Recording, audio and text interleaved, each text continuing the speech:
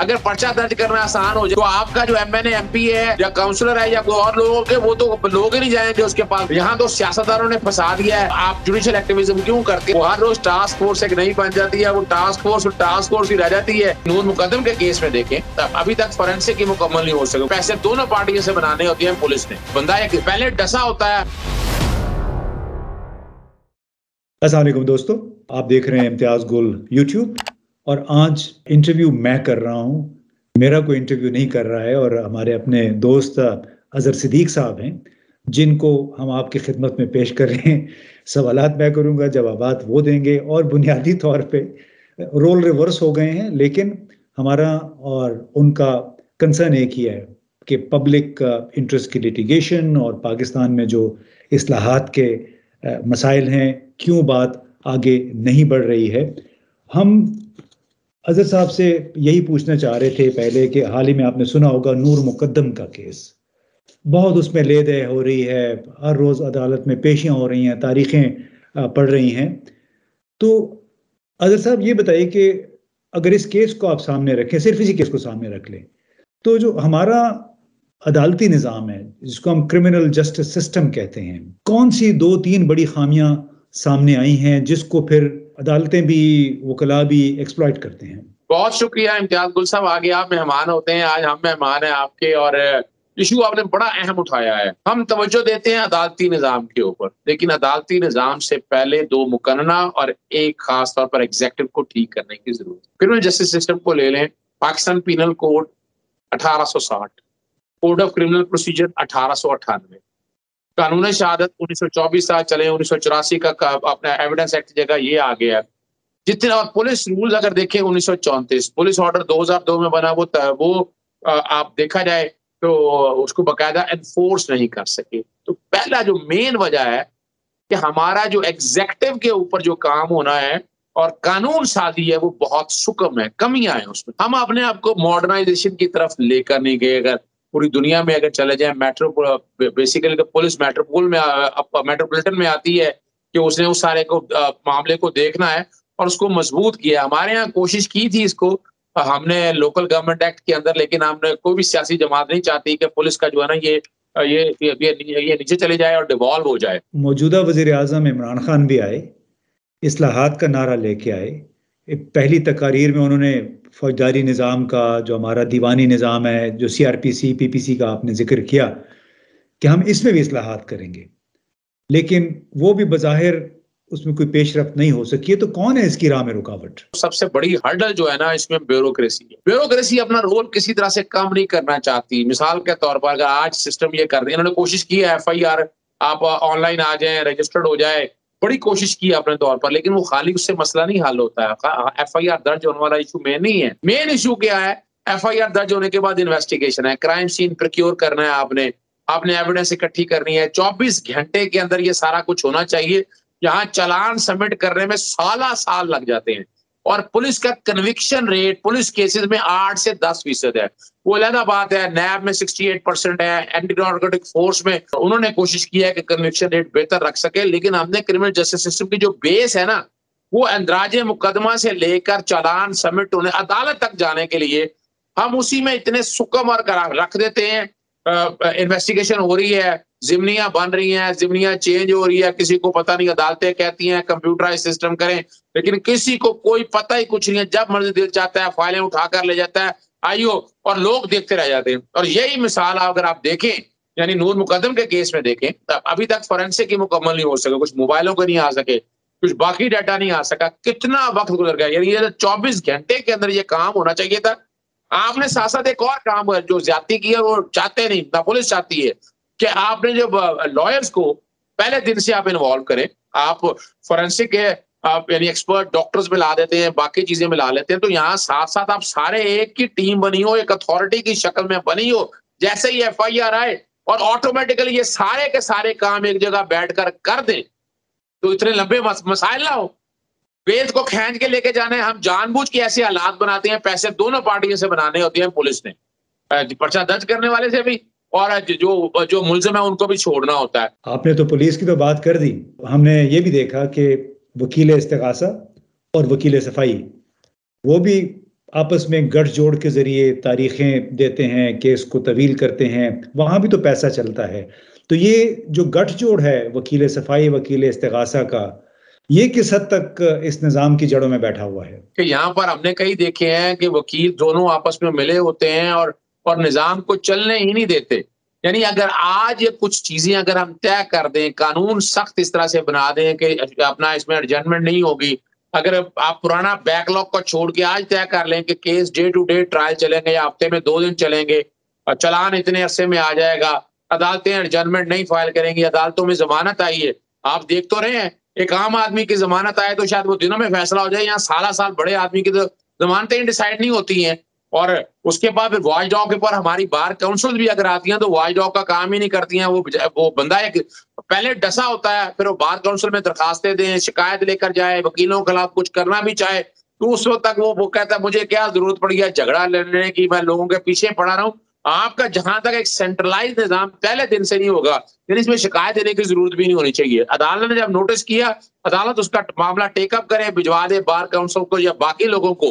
जब आप एक पिक्चर में एक जगह इकट्ठे बैठ जाएंगे तो ये मसाइल हल होने हैं। इमदाद गुल साहब, हम बात प्रोग्राम करते रहेंगे इस तरह के सारे, इससे ये कभी, और कोई नहीं चाहता स्टेक होल्डर देखे अगर पर्चा दर्ज करना आसान हो जाए, इन्वेस्टिगेशन चेंज हो जाए, तो आपका जो एमएनए एमपी है या काउंसलर है या कोई और लोगों के, वो तो लोग ही नहीं जाएंगे उसके पास। मुलाजमतें फौरन मिल जाए, बिजली का बिल ठीक हो जाए, टेलीफोन के मसाइल ना रहे, अस्पतालों में कोई दिक्कत ना हो।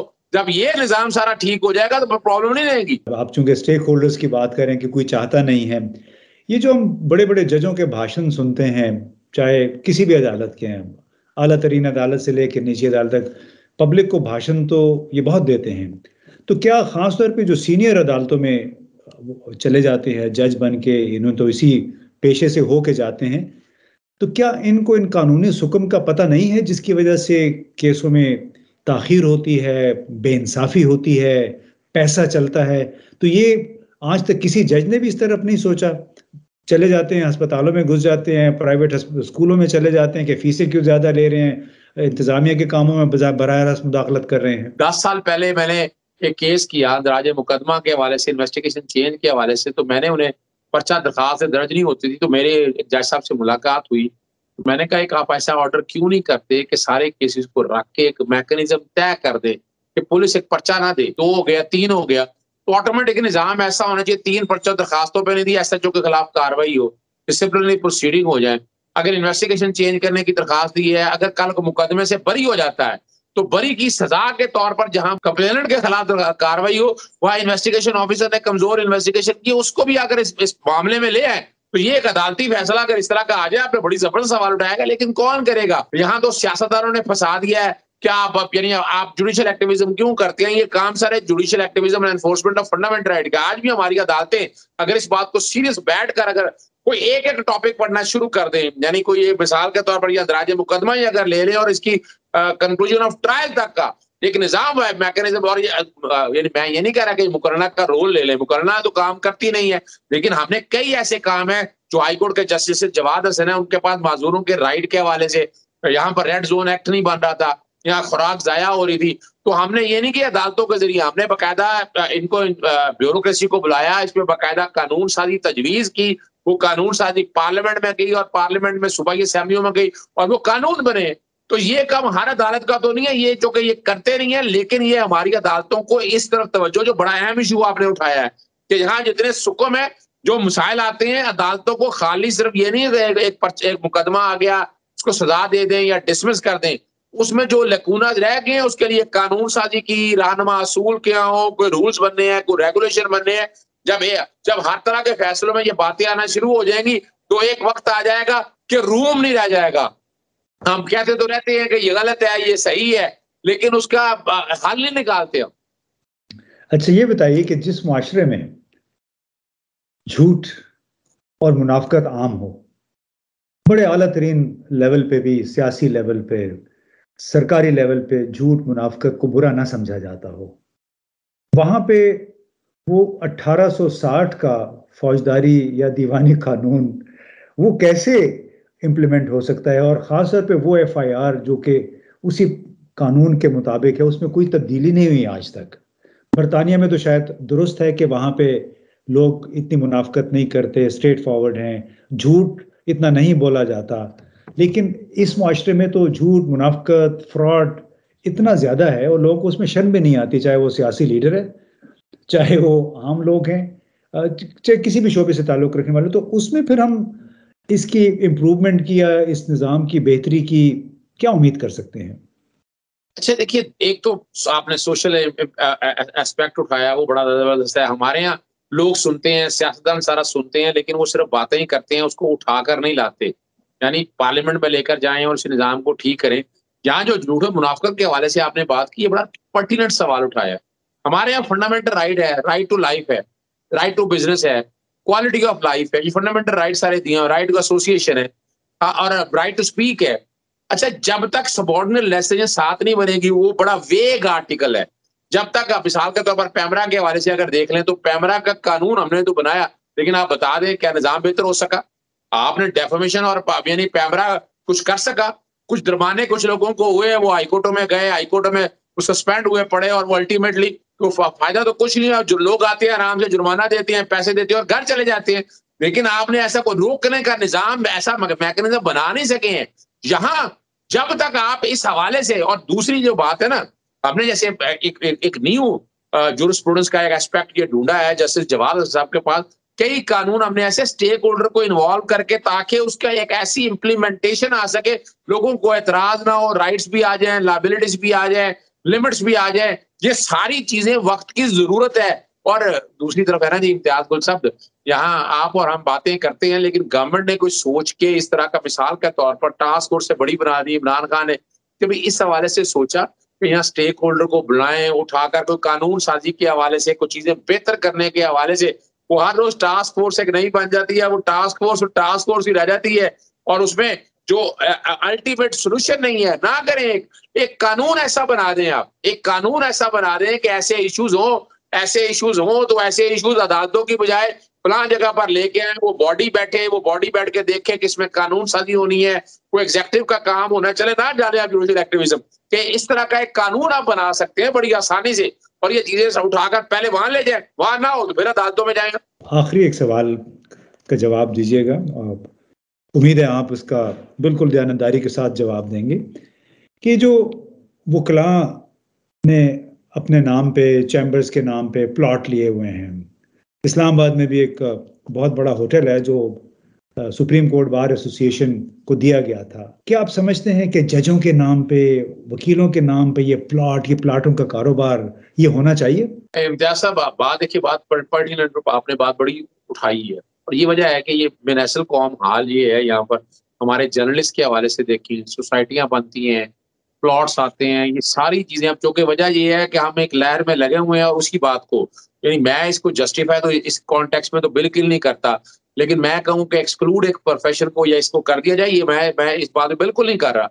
वजह ये है कि हमने ये बिगाड़ खुद पैदा किया हुआ है, और हर जगह, यानी सिर्फ ये जो है अपना वोकला की हद तक नहीं है, ये हर जगह ये मामला आ गया। हर कोई राइट एंड लायबिलिटी की बात करता है, लेकिन मैं एक चीज आपको बता दूं, हमारे यहाँ मिसाल का हमारी सोसाइटी के हवाले से अगर देखें, हमें कोई आज 10 साल हो गए हैं, हम लोगों ने पैसे दिए, जमा कराए, अपनी जेब से जमा कराए कि हमें कोई जगह मिल सके, वो हमें आज तक जगह मिल नहीं सकी है, मैं बता दूं आपको। और वो अलग बात है, जहां तक हमारे रहने के लिए होटल के हवाले से, वो भी बड़ी लंबी जंग लड़के ये सारा लिया है। तो जब ये ओवरऑल ये सारा आप काम कर लेंगे, या तो इस तरह एक मैकेनिज्म इसका भी हल है कि अगर आपने ये अलॉटमेंट या इसे सारा प्रोसेस लेके आना है सारे वॉक ऑफ दी सोसाइटी के लिए, इसके लिए भी एक अलग अगर कानून बना के तय कर दें टर्म्स एंड लिमिटेशन, वरना सभी को आउट कर दें इसमें। चले, बहुत बहुत शुक्रिया अजहर साहब, ज़बरदस्त बातें की आपने।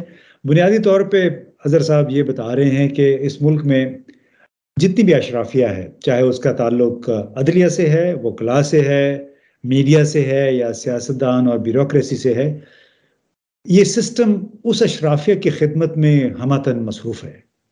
आम आदमी के लिए, गरीब आदमी के लिए इस सिस्टम में शायद गुंजाइश, बल्कि यकीनन गुंजाइश बहुत कम है। हम देखते रहते हैं अदालतों में, कचहरियों में गरीब लोगों के साथ नंगे पांव आ रहे होते हैं, गोद में औरतों ने बच्चे उठाए होते हैं, आगे पता चलता है कि जज साहब नहीं आए।